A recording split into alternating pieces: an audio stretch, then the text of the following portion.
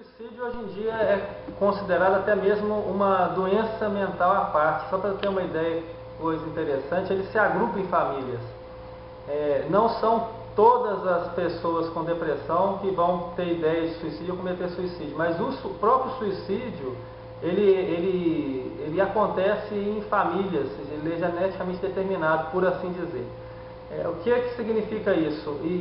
Existem, né, o médico fica preocupado com algumas coisas quando o paciente reclama quando ele atende pacientes que podem se suicidar. Por exemplo, uma pessoa que tentou suicídio anteriormente, ela tem mais chance de tentar novamente e de conseguir suicidar-se.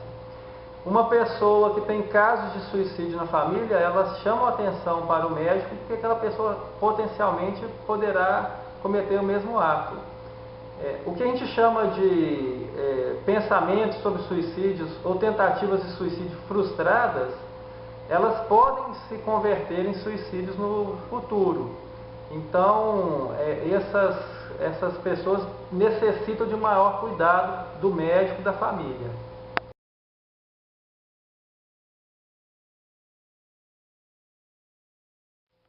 Os comportamentos desviantes, eles têm diversos motivos. Muitas vezes a pessoa tem uma concepção alterada da sociedade e daí por diante.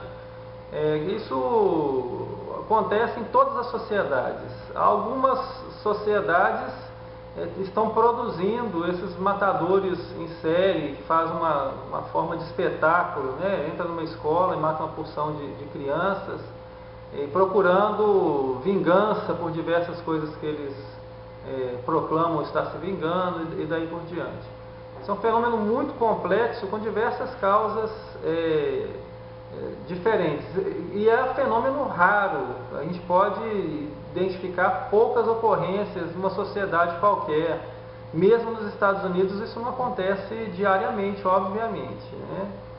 E tem a ver com questões de formação, de personalidade, que às vezes não incluem uma doença psiquiátrica, que é uma coisa muito importante de se dizer.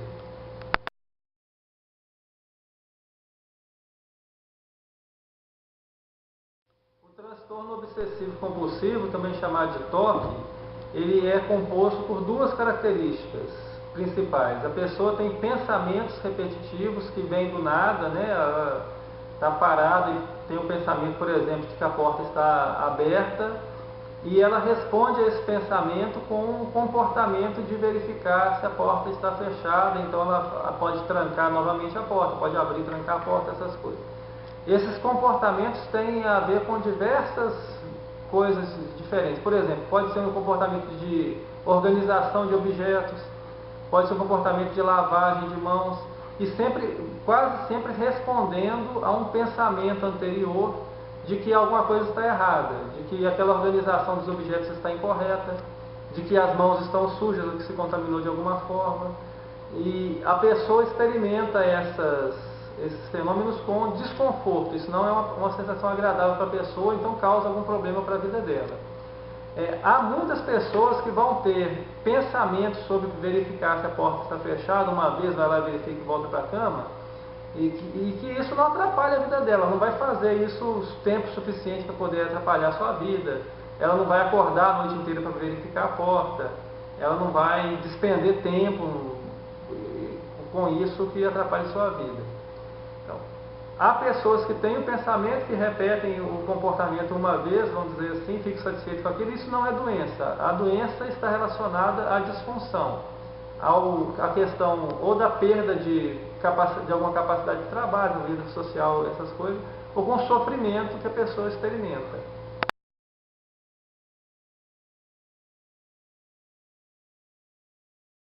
A infidelidade é uma ocorrência muito comum. As estatísticas nacionais mostram uma incidência de infidelidade em relacionamentos, se a gente for falar de homens e de mulheres, mais ou menos 50%. Isso é uma coisa interessante, que isso é um comportamento humano comum. A situação de manter mais de uma relação, isso tem diversas explicações. Existe sim a explicação cultural, de uma sociedade que permita mais esse tipo de comportamento, obviamente vai ter mais esse comportamento. E a que reprime mais obviamente vai ter uma redução desse comportamento. Isso é uma parte. Há culturas que permitem que o homem seja infiel, há culturas que condenam que todas as pessoas sejam infiéis. Isso há o desejo de outras relações fora da relação principal, ocorre em grande parte das pessoas. O que vai impedir a pessoa de cometer ou não um determinado comportamento, vou até refrasear, de ter ou não determinado comportamento, são convicções morais e uma questão de avaliação, né, da importância de determinadas relações. Se a pessoa deseja manter uma relação estável, ela vai precisar de abrir mão de diversos comportamentos que não são muito condizentes, né, com a manutenção de uma família e daí por diante.